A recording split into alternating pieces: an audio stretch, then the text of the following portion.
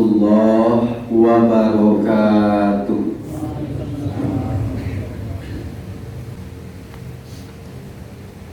Alhamdulillahilladzi bi ni'matihi tatimmus shalihat.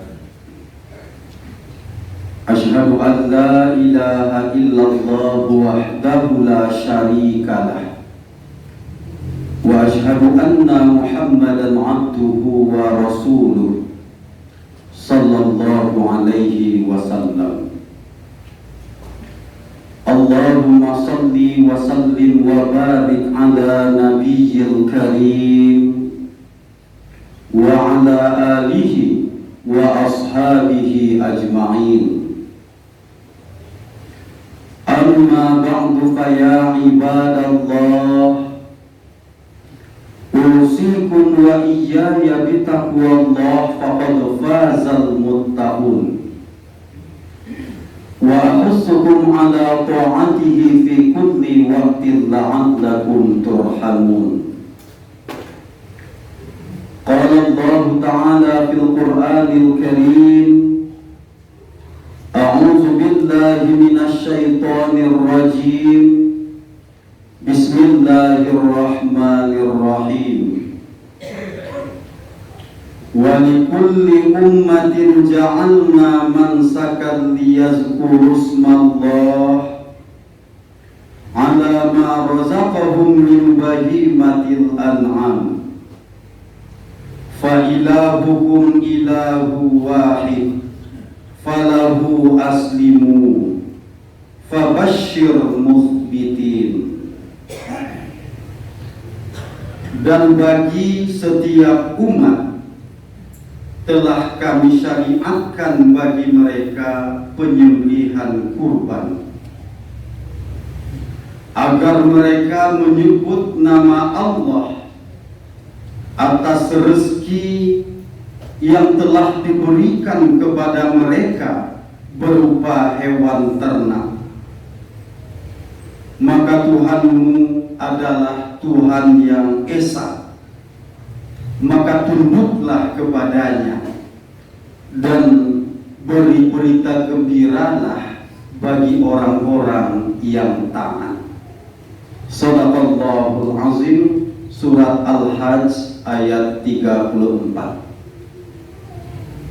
Ma'asyiral muslimin jamaah Jumat rahimakumullah. Alhamdulillah, segala puji bagi Allah, Tuhan kita dan Tuhan alam semesta. Salawat dan salam dengan lafaz Allahumma salli ala Muhammad wa ala alihi wa ashabihi ajma'in untuk junjungan kita Nabi Muhammad, keluarga dan sahabatnya. Jamaah Jumat, tamu Allah yang mulia, sekarang kita sudah berada di akhir bulan Zulqa'dah. Sudah dekat kita ke bulan Zulhijjah. Dalam kondisi normal, sahabat-sahabat kita Muslim yang mampu biasanya sudah berangkat ke Makkatul Mukarramah dalam rangka melaksanakan ibadah haji. Tetapi sekarang karena kondisi pandemi COVID, negara kita tidak memberangkatkan jemaah haji. Kita berdoa kepada Allah, mudah-mudahan tahun depan kita terbebas dari wabah ini. Bagi yang pergi melaksanakan haji ataupun tidak, pada tanggal 10 Zulhijjah kita merayakan hari raya Idul Adha, sekaligus kita melakukan penyembelihan kurban yang boleh kita lakukan di samping tanggal 10 Zulhijjah itu juga pada tanggal 11, 12 dan 13 Zulhijjah yang disebut dengan hari tasyrik. Ma'asyiral muslimin, jamaah Jumat tamu Allah yang mulia. Ibadah kurban adalah ibadah yang sangat dicintai oleh Allah.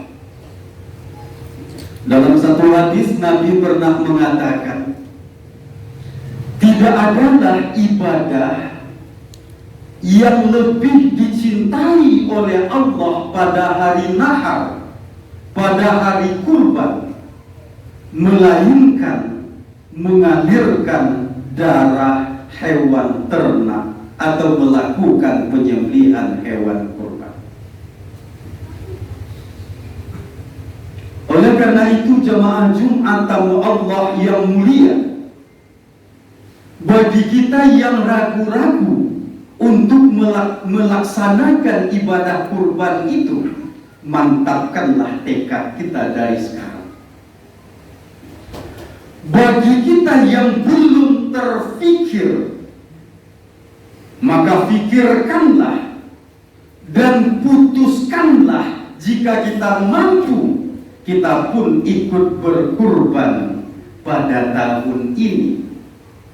Karena itu merupakan ibadah yang sangat dicintai oleh Allah. Apa yang dimaksud dengan kurban? Secara bahasa, ia berasal dari akar kata qaraba yaqrabu qurbanan, yang memiliki arti dekat. Secara istilah, yang dimaksud dengan kurban adalah penyembelihan hewan ternak yang dilakukan oleh seorang muslim pada tanggal 10 atau 11, 12, dan 13 Zulhijjah dalam rangka mendekatkan diri kepada Allah. Maka orang yang melakukan kurban adalah orang yang berupaya mendekatkan diri kepada Allah. Orang yang tidak mau melaksanakan kurban berarti tidak ada upaya untuk mendekatkan diri kepada Allah. Upaya pendekatan diri kepada Allah merupakan bukti keimanan dan ketakwaan seorang muslim. Orang yang mantap imannya, orang yang bagus ketakwaannya, sekecil apapun kesempatan mendekatkan diri kepada Allah, akan ia ambil kesempatan itu. Kita tidak tahu ibadah mana yang kita lakukan yang diterima oleh Allah. Siapa tahu ibadah kurban yang kita lakukan pada tahun ini. Menurut mayoritas ulama, termasuk Imam Syafi'i dan Imam Maliki, hukum melaksanakan kurban adalah sunnatun muakkadah, sunat muakkad. Sunat muakkad adalah ibadah sunnah yang betul-betul ditekankan oleh Nabi agar kita umat Islam melakukannya. Dalam satu hadis, Nabi pernah bersabda, "Umirtu bin nahri wa huwa sunnatun lakum." Aku diperintahkan, aku diwajibkan melaksanakan kurban, sementara kurban itu sunnat untukmu. Sementara di hadis lain, Nabi pernah bersabda, "Man wajada sa'atan falam yudhah fala yaqrabanna musallana," kata Nabi. Siapa yang punya kelapangan untuk berkurban, sementara ia tidak mau melaksanakan ibadah kurban itu, maka jangan mendekat ke tempat sholat kami. Makna musallana adalah tempat sholat Idul Adha yang digunakan oleh umat Islam ketika melaksanakan hari raya Idul Adha tersebut. Dilarang oleh Nabi. Oleh karena itu, Imam Abu Hanifah dan mazhab Hanafi berpendapat bahwa kurban hukumnya wajib bagi orang yang mampu. Jika kita pahami wajib, maka berdosalah orang yang sanggup untuk berkurban, sementara ia tidak mau melakukan kurban tersebut. Nabi mengatakan, siapa yang punya kelapangan? Apa ukuran lapang itu?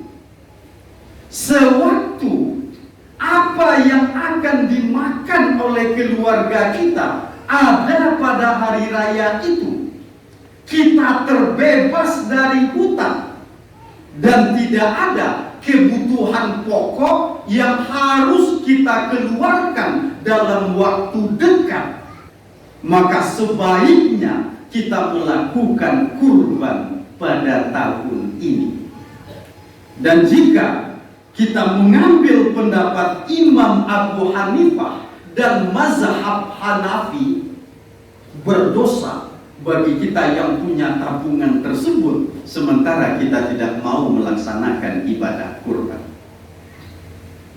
Pendapat ini juga diperkuat oleh surat An-Nahl ayat 1 dan 2.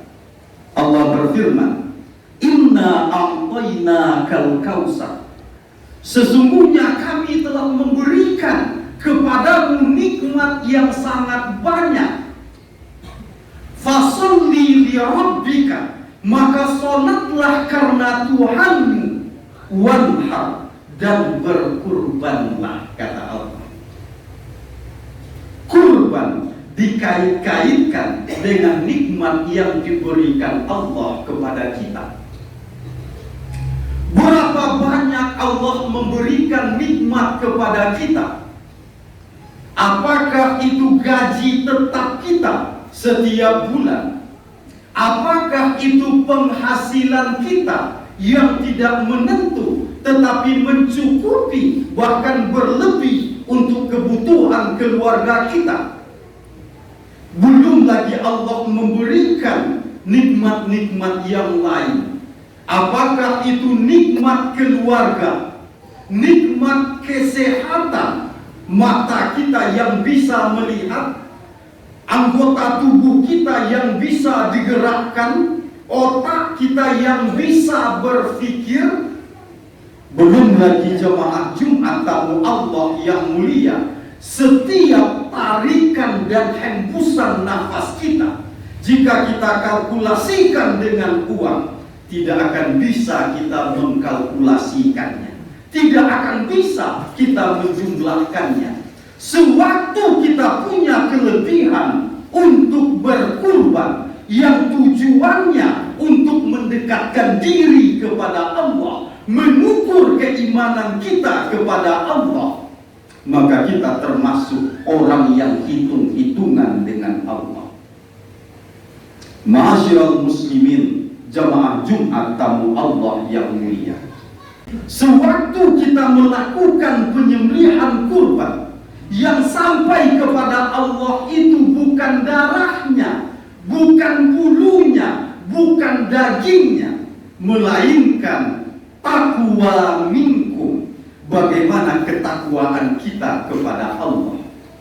Apa yang dimaksud dengan takwa itu? Niat dan kesungguh-sungguhan kita dalam melakukan ibadah kurban tersebut. Sewaktu kita berniat melakukan kurban itu karena Allah, bersyukur atas nikmat yang diberikan oleh Allah untuk mendekatkan diri kepada Allah, atau kita takut Jangan-jangan kita dicap oleh Allah sebagai orang yang tidak pandai bersyukur.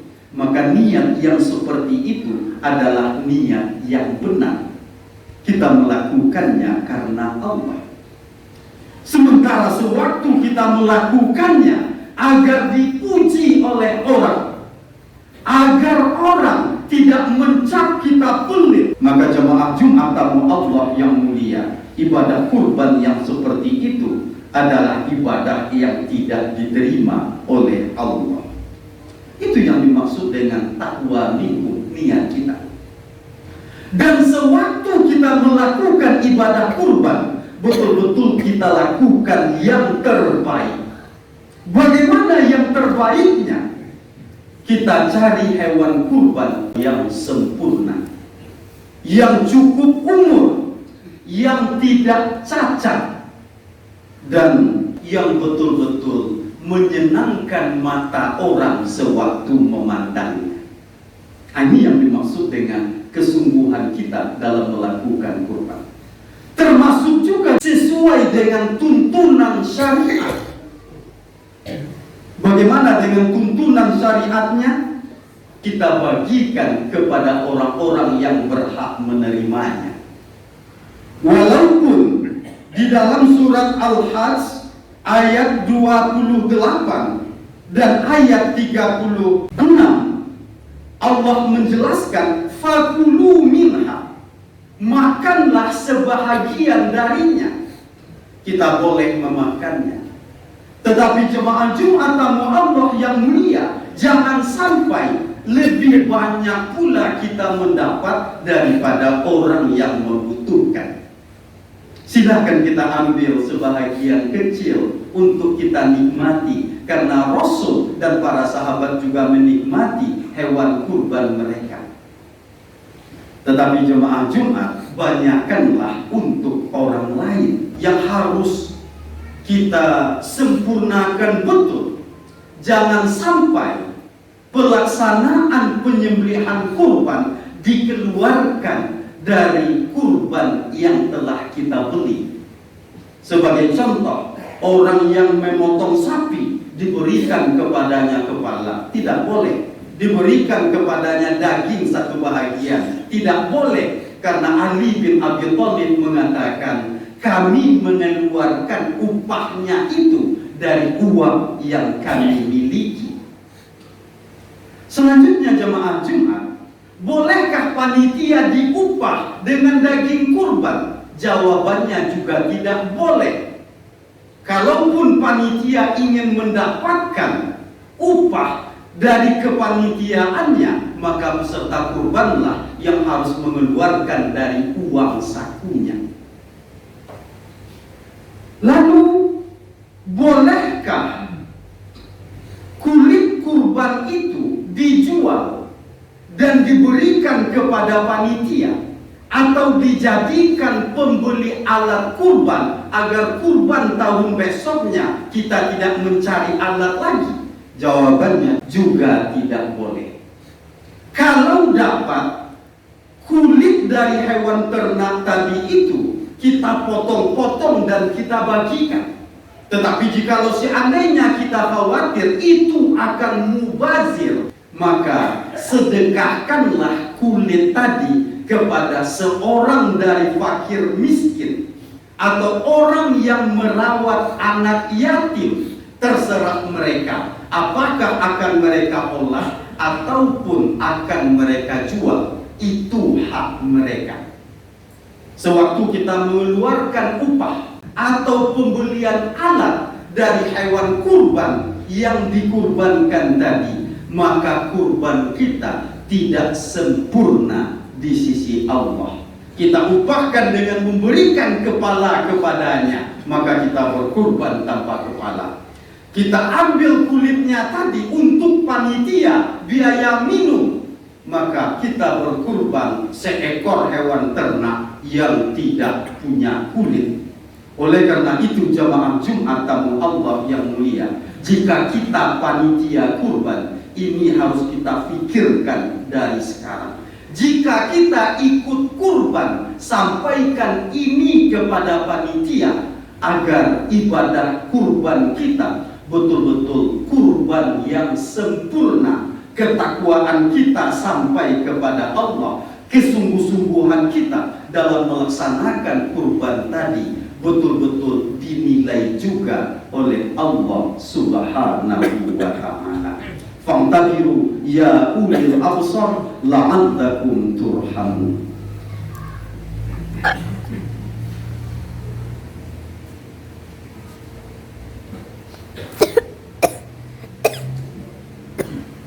Alhamdulillahilladzi anzala as-sakinata fi qulubil mu'minin liyazdadu imanan ma'a imanihim walillahi junudus samawati wal ardh wa kana Allahu aliman hakima.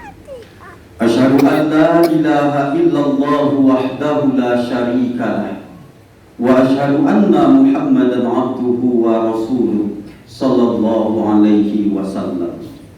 Allahumma salli wa sallim wa barik ala Muhammad wa ala alihi wa ashabihi ajma'in. Amma ba'du fa ya ibadallah ittaqullaha haqqa tuqatih wa la tamutunna illa wa antum muslimun. Qala Allah ta'ala fil Qur'anil Karim, a'udzu billahi minasy syaithanir rajim. Bismillahirrahmanirrahim.